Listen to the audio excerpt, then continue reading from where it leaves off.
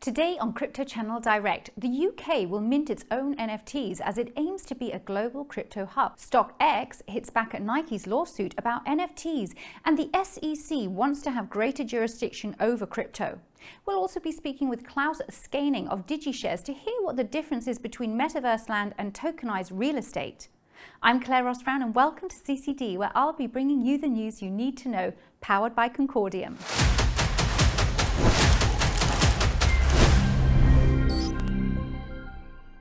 Rumours circulated last week that the UK was ready to regulate crypto.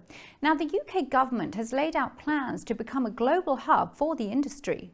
Chancellor Rishi Sunak is proposing new regulations for stablecoins, a royal mint NFT, and a suite of other measures to court digital asset companies. City Minister John Glenn said that the government was determined to show the UK is open for business and open for crypto businesses. We see enormous potential in crypto, Glenn added. We aren't going to lower our standards, but we are going to sustain our technological neutral approach. This is a huge step in the right direction for the global crypto regulation, which has predominantly been handled with an overly cautious and often limiting approach by other countries. The EU has been toying with banning proof-of-work coins like Bitcoin, while US President Joe Biden signed an executive order calling on the government to examine the risks and benefits of cryptocurrencies. Glenn added that the government would study the possibility of issuing government debt using blockchain. And meanwhile, Sunak commissioned the Royal Mint to issue an NFT by the summer as an emblem of the forward-looking approach that we are determined to take. The UK regulation will begin with stablecoins, as was speculated last week. Now, with this announcement, the UK Treasury also released long-awaited plans to regulate issuers of stablecoins. The move to recognise stablecoins is intended to pave the way for the use of them as a recognised form of payment. The government has also pledged to introduce new laws creating a financial market sandbox that will, it says, enable firms to experiment and innovate in providing the infrastructure services that underpin markets, in particular by enabling DLT to be tested. Now, does this move by the UK government make it an attractive destination for crypto businesses? Let us know your thoughts in the comments below. In February, sportswear giant Nike brought a legal challenge to streetwear resale marketplace StockX. Nike claimed StockX was blatantly free-riding on the back of Nike's trademarks by selling NFTs featuring digital renders of its goods.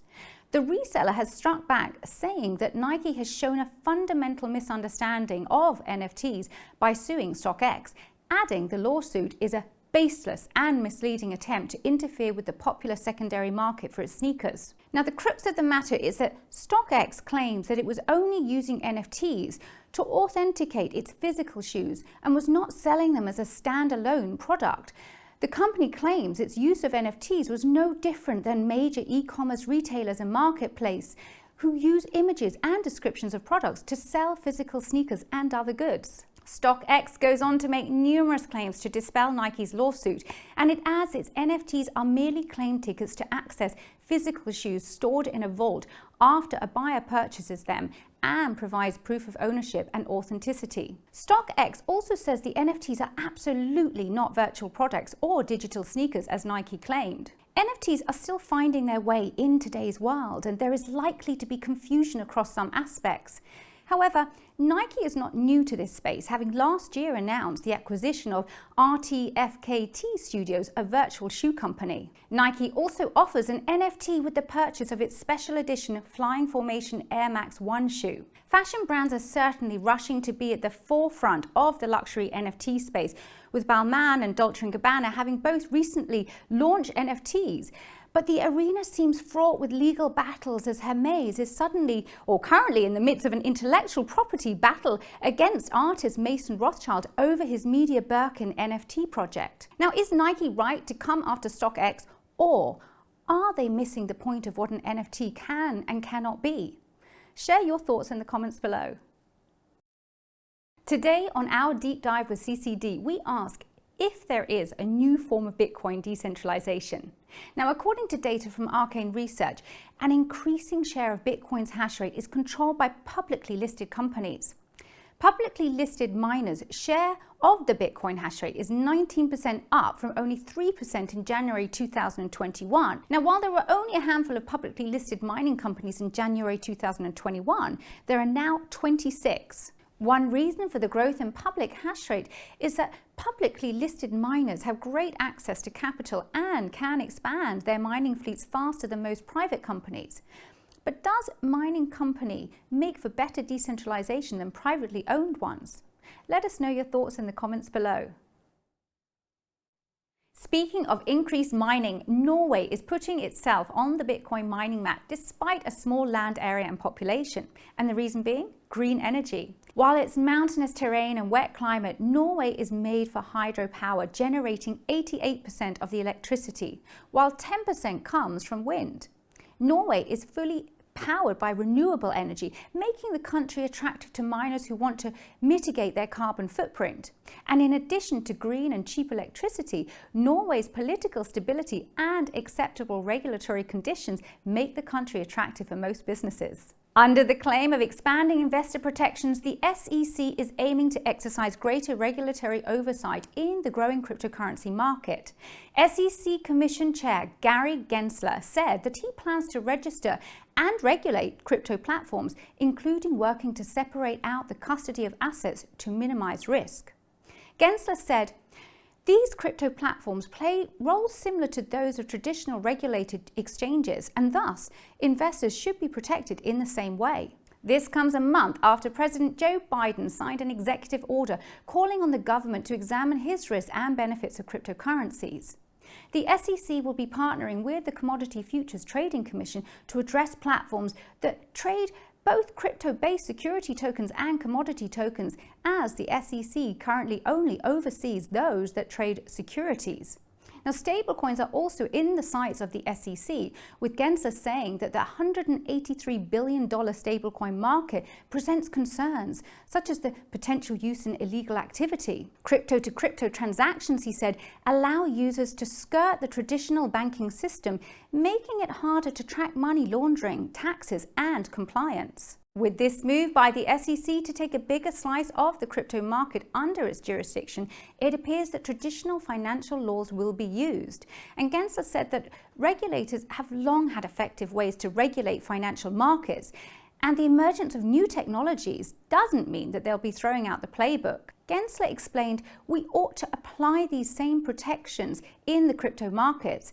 And let's not risk undermining 90 years of securities laws and create some regulatory arbitrage or loopholes." The SEC has a rather cryptic relationship with crypto. So would you be happy for them to be a little more in charge of the regulation of the space? Let us know what you think in the comments below. We all know that land and real estate is big business in the metaverse, but tokenized properties are also attracting a lot of interest. And to discuss this topic more, we have with us today Claus Skaaning, the CEO of DigiShare, where I sat down with him to have a talk about this. Let's take a look. Claus, you work on turning large physical assets such as real estate into tokenized assets, but there's also been a move to create entirely digital pieces of land. And what I'm wondering is, how do you think that the metaverse real estate and tokenized real estate will work together for people in the future? It's a great question. And of course, I'm not sure, and we are not sure as a company, but we have been tokenizing real physical assets for a couple of years now, and we see still an increasing trend in that space. But we hear more and more of our clients speaking about the metaverse. And we have a big client in UAE, Dubai, that's very interested in metaverse, and I think in generally, many of the big real estate developers are really interested in it. They are interested in it from a perspective of marketing and branding, but also as a way for them to explore new innovations and potentially create digital twins of the real physical properties that they are building and selling, right? So they're basically exploring that kind of innovation now and trying to see what kind of value they can provide for their investors, their users, or the users of their properties and so on. And I think from a tokenization perspective, there is a lot of value in it also for us, because we can tokenize a digital property just as well as we can tokenize a physical property. In the metaverse, there will also be property ownership, titles and deeds and so on, and there will be value appreciation on the properties and rental income, all the stuff that we know in the physical world. So we can work with that with our tokenization platform. And in addition to that, we can also, I think in some cases, provide more value in the case where we have a digital twin representing a real physical property. Then we could use the digital twin as sort of ownership, right, indicating ownership for the real physical property. So this is what we are exploring right now, how we can develop value around that for the real estate developers. And what about if we take other securities such as tokenization of solar and wind? It's also very interesting, I would say, for us. Real estate is by far the biggest asset class. It's like 100 times larger than energy and wind and solar.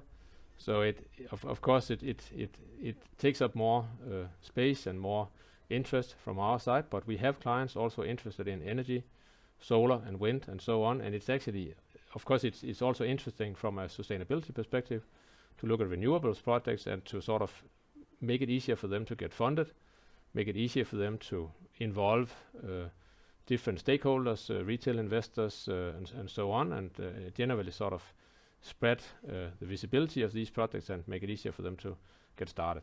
So we can tokenize renewables project just as well as we can tokenize a physical property. It's the same for us. Claus, I also wanted to ask you about NFTs and tokenization and how you see their roles together in this. It's another great question. You can tokenize an NFT. You can tokenize with NFTs. You can tokenize without NFTs. You can use NFTs basically for tokenization, but you can also work without it. There are companies using NFTs, and there are companies like us who don't use NFTs so much. The problem with NFTs generally is that they are often legally not compliant with regulation. When we are tokenizing real estate, we are working with securities, and NFTs are not really good at representing securities and also at being linked together with a real physical object, like a title or a deed, or you could say a share certificate representing ownership in a property.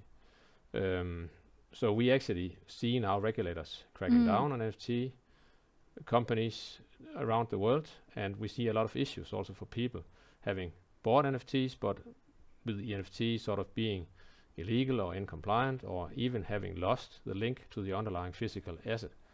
But we will also use NFTs. We like the idea, so we are working on a more compliant and legal approach where we can actually use NFTs to give, I would say, real investor protection in relation to investing into tokenized real estate. Yeah.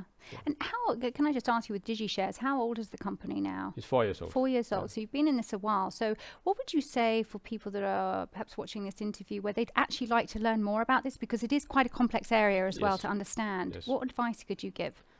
There's actually a lot of educational material out there on YouTube, on many homepages and so on. And the industry share a joint goal of educating about what we're doing, right? We want this to be available for the mass market, for investors and for real estate developers. And of course, you can also visit our homepage. And so, yeah, maybe the last question that I want to ask you, Claus, is where do you see the future of this? Because I'm quite curious about that. I see a bright future. I see both small companies like us, but also the bigger companies coming into the space. Banks, exchanges, large financial companies, they are all investing into the space. They are all experimenting with the technology and implementing it into their own systems. So I think that actually in a few years, everything will be tokenized. Everything will be a digital asset. Just as we have cryptocurrencies today, we will have digital assets, digital securities in the future. Everything will run on the blockchain. It's just a better technology. Yeah, brilliant. Yeah. Thanks, Claus. The world is really changing, isn't it? Yeah. Brilliant. Thank you so much for coming on the show today. Thank you. It was a great pleasure. Yeah. Pleasure having you here. Yeah, thank you. Thank you so much for joining us on Crypto Channel Direct, powered by Concordium. Don't forget to like and subscribe by hitting the button below, and we'll be back next week with the news that you need to know. Until then, I'm Claire Ross Brown. See you next time.